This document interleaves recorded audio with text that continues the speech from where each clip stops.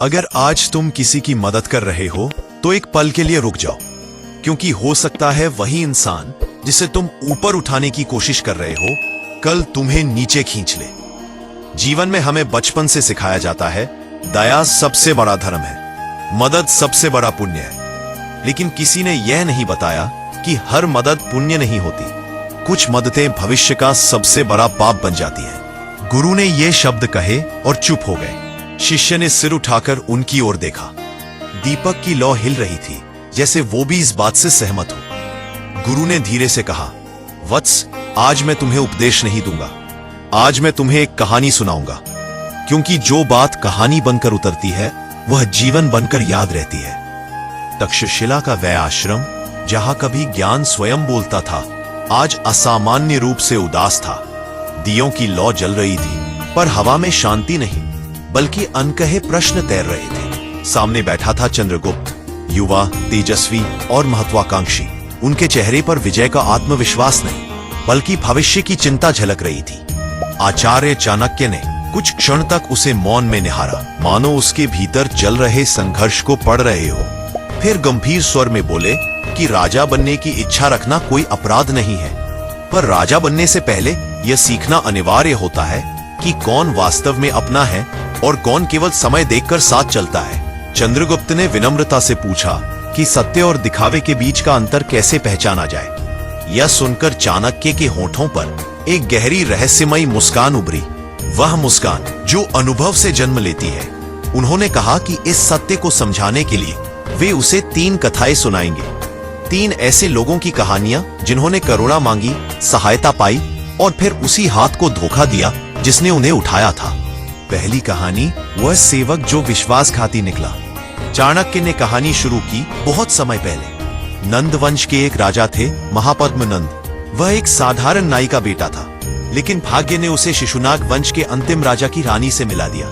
रानी ने उसे प्यार किया, उसे राजमहल में रखा, उसे शिक्षा दी, उसे सम्मान दिया। चंद्रगुप्त ध्यान से सुन रहा था, लेकिन महापद्म नंद के मन में कुछ और ही चल रहा था। चाणक्य बोले, वह सोचता था, मैं केवल रानी का प्रेमी क्यों, मैं राजा क्यों नहीं बन सकता। धीरे धीरे उसने राजा के खिलाफ षड्यंत्र रचा। उसने राजा को जहर दिया और नंद वंश की स्थापना की। चाणक्य ने रुककर कहा, वत्स, यही वह व्यक्ति था जिसे रानी ने उठाया था। लेकिन उसने क्या किया? उसने उसी रानी को अपनी रखैल बना दिया, राजा को मार दिया और पूरे साम्राज्य को अपनी क्रूरता की बलि चढ़ा दिया। दूसरी कहानी, वह मित्र जो शत्रु बन गया। चाणक्य ने दूसरी कहानी शुरू की। अब सुनो एक और घटना। यह बात है धनानंद की। चंद्रगुप्त का चेहरा कड़ा हो गया। धनानंद, वही राजा जिसने चाणक्य का अपमान किया था। महापद्म नंद इन 9 संतानों में से एक थे, लेकिन धनानंद का जन्म एक शूद्र स्त्री से हुआ था। कोई अधिकार नहीं था, लेकिन उसके एक मित्र ने उसकी मदद की। उस मित्र का नाम था शक्टार। शक्टार एक मंत्री था, बुद्धिमान, वफादार। इसने धनानंद को अपने भाइयों के खिलाफ लड़ना सिखाया। उसने धनानंद को षड्यंत्र रचना सिखाया और अंत में धनानंद ने अपने सभी भाइयों को मार डाला और सिंहासन पर बैठ गया। चाणक्य ने रुककर पानी पिया, लेकिन सिंहासन पर बैठते ही चाणक्य की आवाज में कड़वाहट आ गई। धनानंद ने शक्टार को कारागार में डाल दिया। क्यों? चंद्रगुप्त ने चौंक कर पूछा। क्योंकि धनानंद को डर था कि जिसने उसे राजा बनाया वही उसे हटा भी सकता है। उसने सोचा, शक्तार बहुत कुछ जानता है, मेरे राज जानता है, मेरी कमजोरियां जानता है, इसे जीवित नहीं रहने दूंगा। चाणक्य ने आगे कहा, और वत्स, शक्तार की यही गलती थी। उसने एक ऐसे व्यक्ति की मदद की जो सिंहासन के लिए अपने भाइयों को मार सकता था, जो अपने खून को मार सकता है, वह किसी बाहरी व्यक्ति को क्या बचाएगा।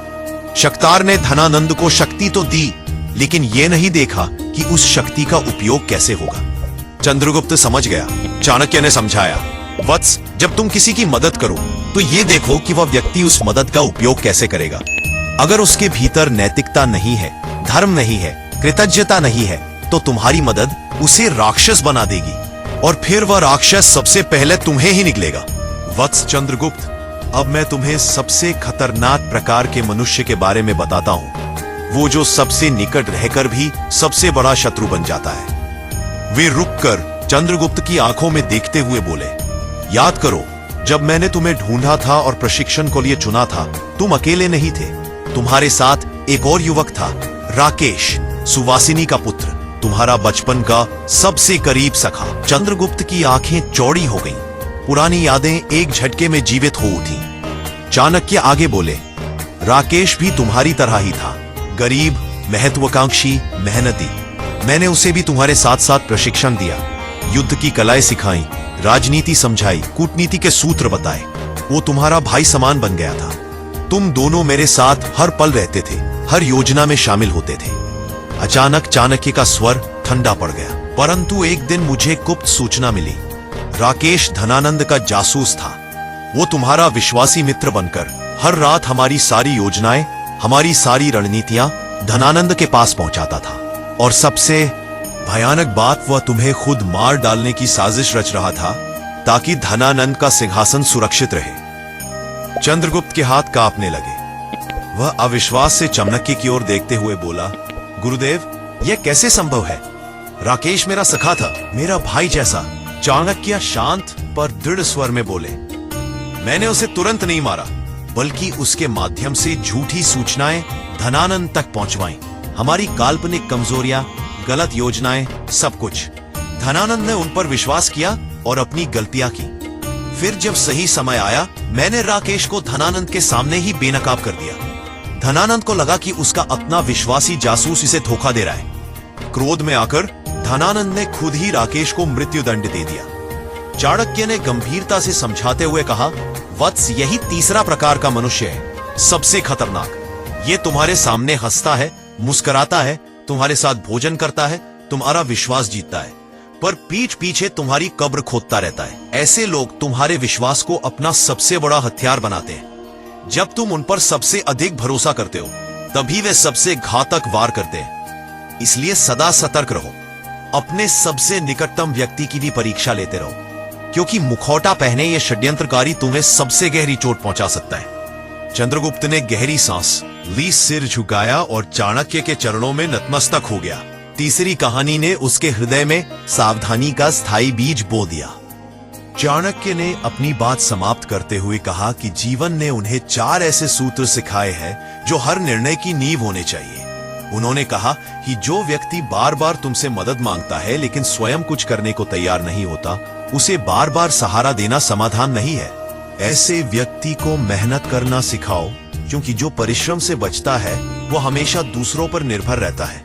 फिर उन्होंने चेतावनी दी कि जो व्यक्ति एक बार धोखा दे चुका हो, उस पर दोबारा विश्वास करना स्वयं को धोखा देने जैसा है, क्योंकि विश्वासघात कोई क्षणिक गलती नहीं, बल्कि व्यक्ति के स्वभाव की पहचान होता है। चाणक्य ने आगे कहा कि जो लोग सामने मीठे शब्द बोलते हैं लेकिन पीठ पीछे कड़वाहट फैलाते हैं, उन्हें अपने आसपास स्थान नहीं देना चाहिए, क्योंकि ऐसे लोग खुला शत्रु नहीं होते, वे धीरे धीरे संबंधों में जहर घोलते हैं। अंत में उन्होंने सबसे महत्वपूर्ण बात कही कि मदद करने से पहले भावनाओं से नहीं, बुद्धि से काम लो। व्यक्ति के शब्दों से अधिक उसके कर्मों को देखो, उसके इरादों को समझो, उसके चरित्र को परखो और तभी कोई निर्णय लो, क्योंकि गलत व्यक्ति को दी गई दया अंततः सबसे बड़ा नुकसान स्वयं को ही पहुंचाती है। अंतिम संदेश देते हुए चाणक्य की दृष्टि दीपक की कांपती लौ पर ठहर गई। क्षण भर का मौन था। फिर उन्होंने गंभीर स्वर में कहा कि वत्स, ये सदा याद रखना, हर गिरता हुआ व्यक्ति उठने के लिए नहीं गिरता। कुछ लोग गिरने का अभिनय केवल इसलिए करते हैं ताकि वे तुम्हें भी अपने साथ नीचे खींच सके। संसार में ऐसे लोग भी होते हैं जो तुम्हारी दया को तुम्हारी कमजोरी बनाना चाहते हैं, और ऐसे भी जो तुम्हारे विश्वास को ही तुम्हारे विरुद्ध हथियार बना लेते हैं। इतना कहकर चाणक्य ने स्नेह और कठोरता दोनों के साथ चंद्रगुप्त के कंधे पर हाथ रखा और कहा कि जब तुम राजा बनो तो दया अवश्य करना, पर विवेक के साथ। सहायता अवश्य देना, पर समझदारी से। और विश्वास अवश्य करना, पर परखने के बाद। क्योंकि यह सबसे बड़ा सत्य है कि जिस व्यक्ति के भीतर कृतज्ञता नहीं होती, उसकी सहायता करना अपने ही पैरों पर कुल्हाड़ी मारने के समान होता है। दीपक की लौ धीरे धीरे क्षीण होने लगी। उस मंद प्रकाश में चंद्रगुप्त ने सिर झुका लिया। आज उसने केवल कथाएं नहीं सुनी थी, आज उसने जीवन का सबसे कठोर और आवश्यक पाठ सीखा था।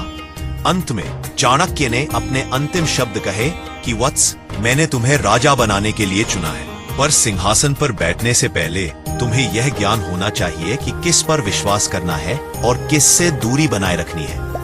क्योंकि जो व्यक्ति अपने शुभचिंतकों को पहचान नहीं पाता, वह राज्य नहीं बनाता, वह अपनी ही बर्बादी का साम्राज्य खड़ा करता है।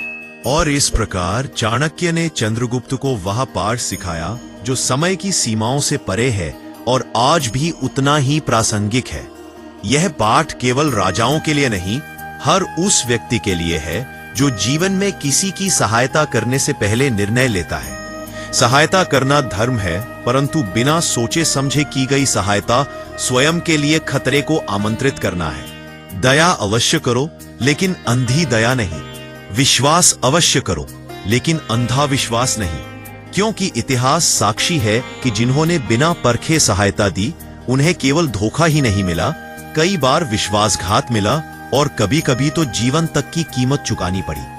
चाणक्य की यह शिक्षा आज भी उतनी ही सत्य है जितनी 2500 वर्ष पहले थी। इसलिए यदि आज तुम किसी की सहायता करने जा रहे हो तो एक क्षण ठहरो, सोचो, परखो, समझो और तभी आगे बढ़ो। क्योंकि सहायता करना एक गुण है, लेकिन समझदारी के साथ की गई सहायता ही वास्तव में महान गुण कहलाती है। तो दोस्तों, ये थी चाणक्य की वह अमर शिक्षा जो आज भी हमारे जीवन में उतनी ही प्रासंगिक है। मुझे पूरी उम्मीद है कि ये कहानी आपको पसंद आई होगी और इसने आपको कुछ पल रुककर सोचने पर मजबूर किया होगा। अगर आपको ये वीडियो अच्छा लगा हो तो कृपया इसे लाइक करना ना भूलें। और अगर आपने अभी तक हमारे चैनल को सब्सक्राइब नहीं किया है तो अभी सब्सक्राइब कर लीजिए और बेल आइकन भी दबा दीजिए, ताकि हमारे आने वाले हर नए वीडियो की सूचना आपको सबसे पहले मिल सके। मुझे कमेंट में जरूर बताइए, क्या आपने कभी ऐसी स्थिति का सामना किया है जहां आपकी मदद का गलत फायदा उठाया गया हो, या फिर आपने कभी चाणक्य की इस नीति को अपने जीवन में अपनाया हो? अपने अनुभव हमारे साथ कमेंट में साझा कीजिए, क्योंकि आपके विचार और प्रतिक्रियाएं हमारे लिए बहुत मायने रखती हैं। और अगर आप चाहते हैं कि हम चाणक्य नीति की और भी ऐसी ही गहरी और सच्ची कहानियां लेकर आएं, तो कमेंट में जरूर लिखिए, हाँ, और कहानियां चाहिए। इस वीडियो को अपने दोस्तों और परिवार के साथ शेयर करना ना भूलें, क्योंकि ये शिक्षाएं केवल सुनने के लिए नहीं, समझने और अपनाने के लिए होती है। तो फिर मिलते हैं अगली कहानी में एक नए सबक के साथ। तब तक के लिए जय हिंद, धन्यवाद।